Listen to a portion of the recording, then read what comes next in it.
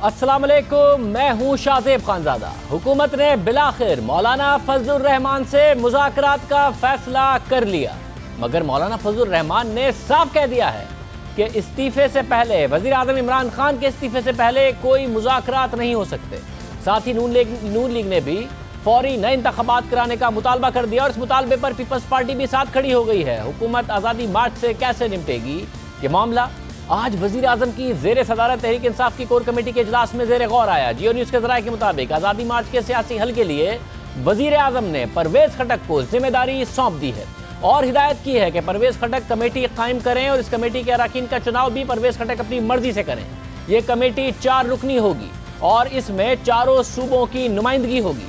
मुज़ाकराती committee के नामों को आज रात हतमी शक्ल दे दी जाएगी। तहरीक इंसाफ की मुज़ाकराती कमेटी दूसरी अपोजिशन जमातों से भी राब्ते करेगी। ज़राए के मुताबिक वज़ीर आज़म इमरान खान ने कहा है कि JUIF के साथ सियासी हल के लिए मुज़ाकरात करने में कोई हर्ज नहीं। हुकूमत मौलाना फजलुर रहमान से मुज़ाकरात करना चाह रही है, मगर मौलाना फजलुर रहमान ने मुज़ाकरात से पहले इस्तीफे का मुतालबा कर दिया है। नून लीग और पीपल्स पार्टी भी यही मुतालबा कर रही है। अब से 5 साल पहले इमरान खान यही बात करते थे कि पहले नवाज शरीफ शहबाज शरीफ इस्तीफा दें, फिर 2016 में भी ये मुतालबा करते थे। अब यही मुतालबा अपोजिशन जमातों की तरफ से सामने आ रहा है।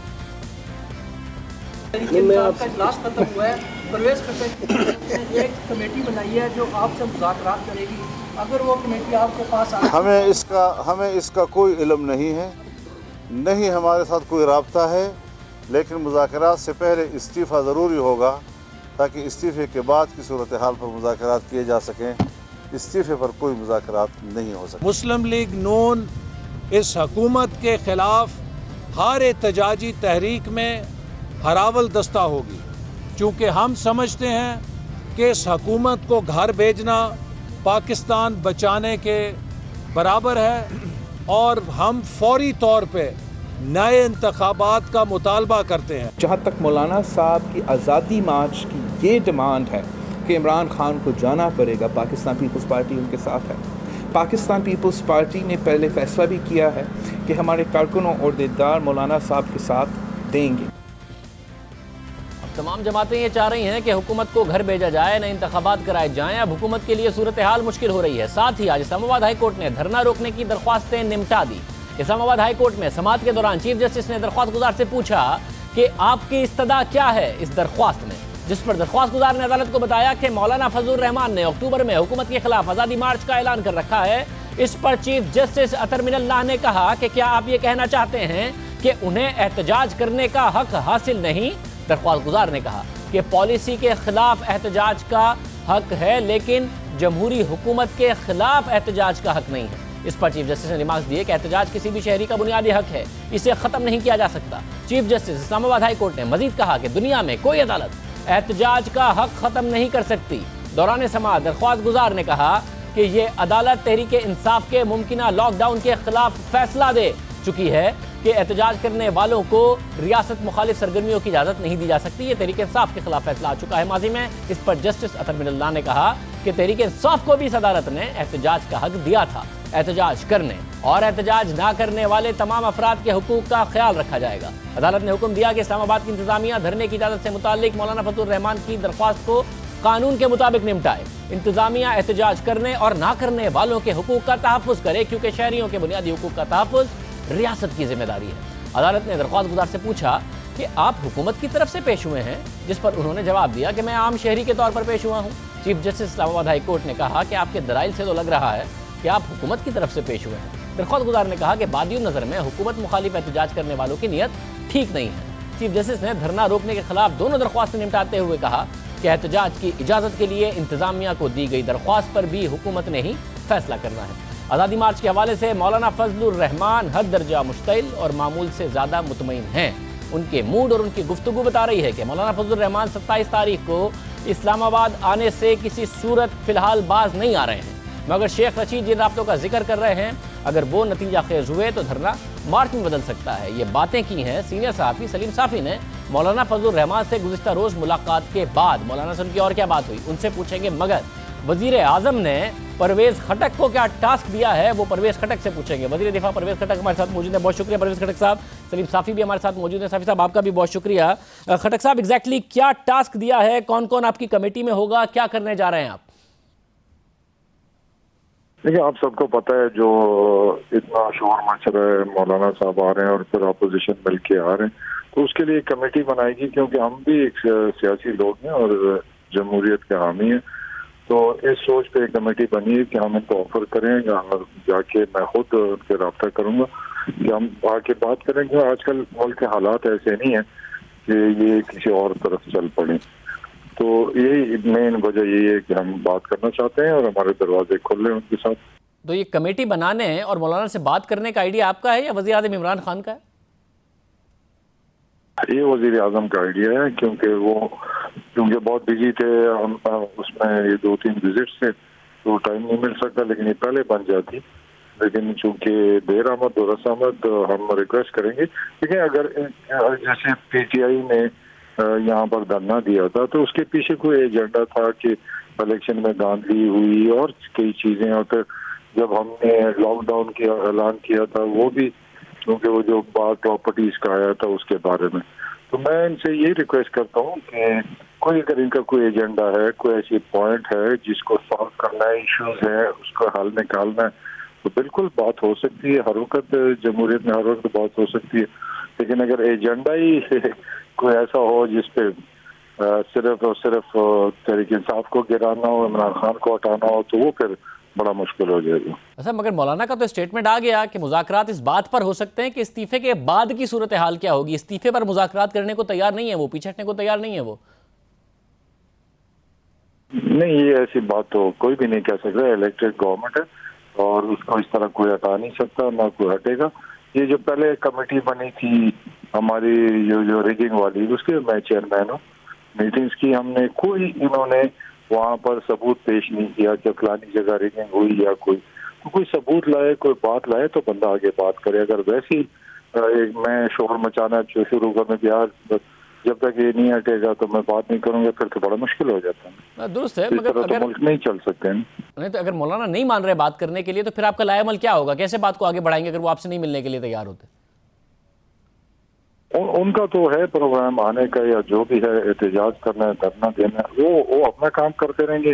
ہم نے گورنمنٹ نے اپنی پلاننگ کرنی ہے کہ پولیٹیکلی کیسے ڈیل کیا جا سکتا ہے۔ باقی احتجاج کرنا یہ تو سب کا حق ہے، لیکن احتجاج کے پیچھے کوئی ایجنڈا تو ہونا چاہیے نا، بغیر کسی کے ایجنڈے کے کہ ایک ہی پوائنٹ ایجنڈا ہو کہ بھائی اس کو ہٹا دو تب بات بنے گی۔ اس طرح نہیں ہوتا کہیں دنیا میں، جہاں پر ڈکٹیٹرشپ ہے وہاں پر بھی نہیں ہوتا، جمہوریت میں کس طرح آپ یہ ڈیمانڈ کر سکتے ہیں؟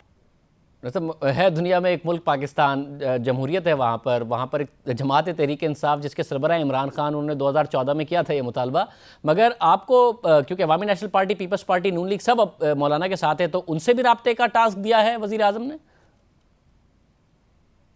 بالکل، ہم رابطہ ANP سے بھی رابطہ کریں گے، پیپلز پارٹی سے بھی کریں گے، مسلم لیگ نون سے بھی کریں گے، جو ایسے اور جو PTM ہے اس سے بھی رابطہ کریں۔ کل بھی ہماری ملاقات ہے ان سے، تو ہم سب سے رابطہ کریں گے کہ آئیں میز پر بیٹھیں کہ کوئی مسئلے ہیں، کوئی پریشانی ہے تو آ کے اس پہ بات کر کے اس کو حل کریں۔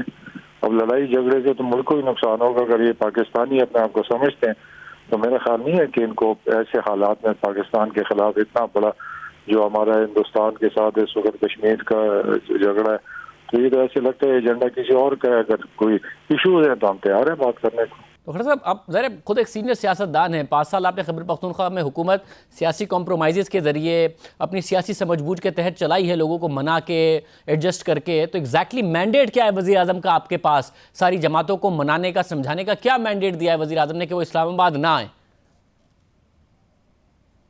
نہیں، آنے جانے کی نہیں کہا، سب سے مجھے ایجنڈا دیا گیا کہ سب سے بات کریں، ایشو کیا ہے، کس چیز پہ بات کرنی ہے، کہاں پر یہ ہمیں کوئی ایڈوائز دینا چاہتے ہیں، کوئی بات کرنا چاہتے ہیں، تو ہم تیار ہیں اس ایشوز پہ بات کرنے کے کہ کہاں پہ یہ سمجھتے ہیں کہ یہ چیز غلط ہے تو ہمارے سامنے لائے تاکہ ہم آگے اس کو بات کریں۔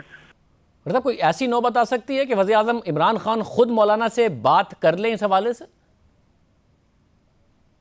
لیکن جب بات چلے گی اس کے بعد راستہ نکلے گا کہ کیا ہو سکتا ہے۔ اگر اس کے پاس کوئی اچھی باتیں ہیں، کوئی ملک کی بہتری کے لیے ہے، تو ڈیفینیٹلی عمران خان تو کوئی کسی دشمنی نہیں کرتا، بات تو سب کا کرے گا اگر کوئی پاکستان کی خاطر کوئی بات ہوگی۔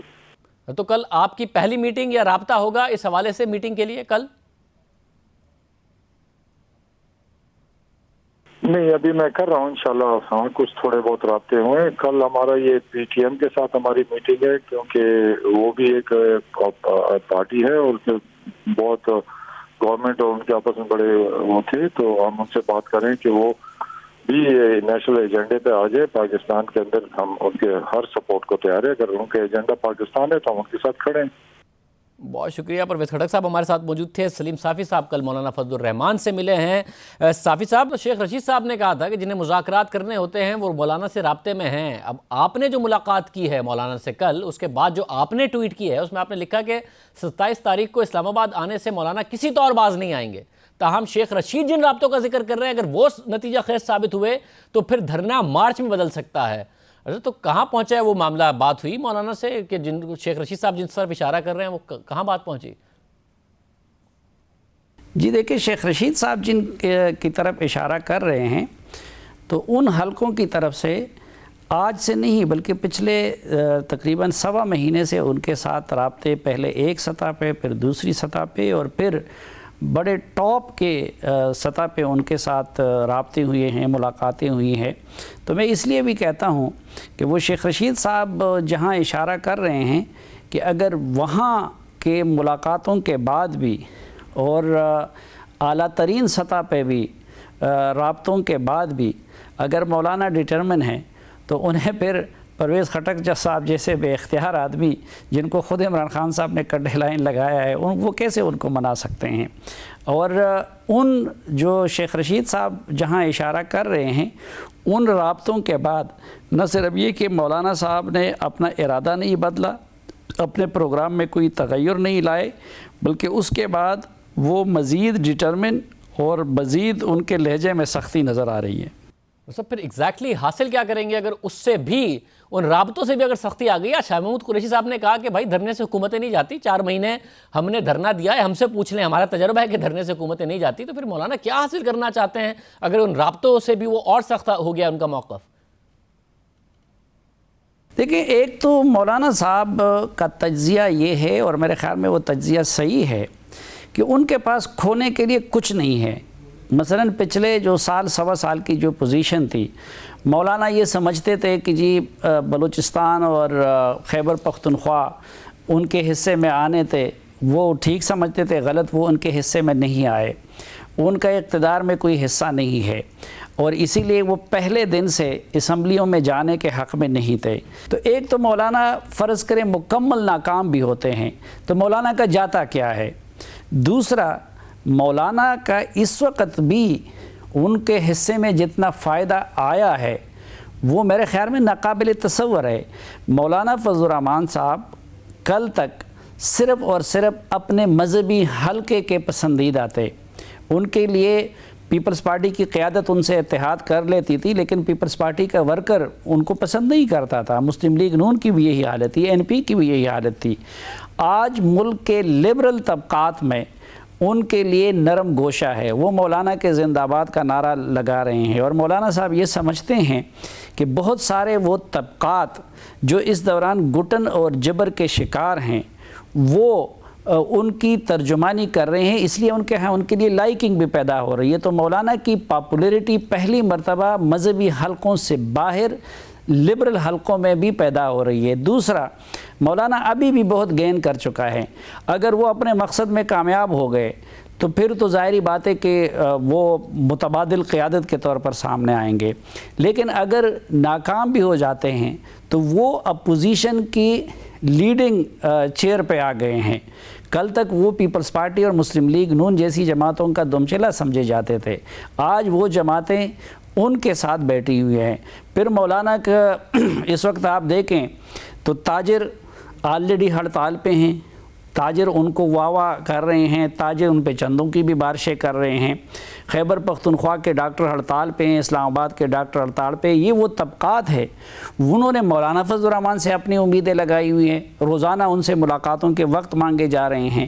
टीचर्स उनसे मुलाकातों के वक्त मांग रहे हैं, सनतकार उनसे मुलाकातों के वक्त मांग रहे हैं, और वो लोग जो पिछले 2-2.5 साल में कभी भी मौलाना से नहीं मिले थे, आज वो मौलाना साहब से उनकी मुलाकातें हो रही हैं। तो मौलाना साहब ने तो खोया कुछ नहीं है और उनके पास खोने के लिए तो कुछ नहीं है, उनके लिए तो पाना ही पाना है। मतलब अगर ऐसा है तो फिर जैसा आपने कहा कि परवेज़ खटक जो मौलाना को चाहिए वो नहीं दे सकते, तो इस सूरत में क्या ऐसी सूरत हो कि मौलाना को दिया जाए कि इमरान खान का वो इस्तीफ़ा भी ना मांगे और बात आगे बढ़ जाए और ये प्रोटेस्ट भी ना हो? क्या ऐसा है जो मौलाना को दिया जाए?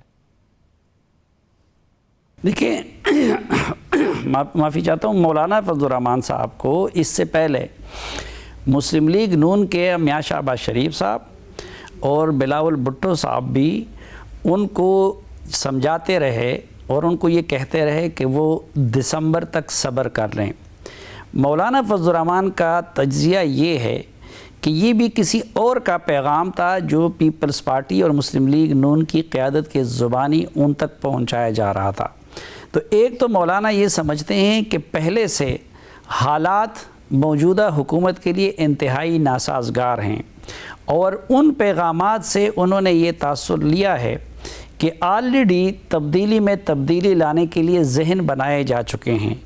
तो मौलाना ये समझता है, अब उनका तज्ज़िया वक्त दुरुस्त साबित करता है या गलत साबित करता है, कि उनका ये इक़दाम उस तब्दीली को न सिर्फ ये कि एक्सपेडाइट कर सकता है बल्कि उसको यकीनी भी बना सकता है। बहुत शुक्रिया, सलीम साफ़ी साहब हमारे साथ मौजूद थे। मौलाना जो समझ रहे हैं, ऐसा क्यों समझ रहे हैं, इसका एक 5 साल का पूरा बैकग्राउंड है जो कि पाकिस्तान की सियासत का एक बदकिस्मत हिस्सा है।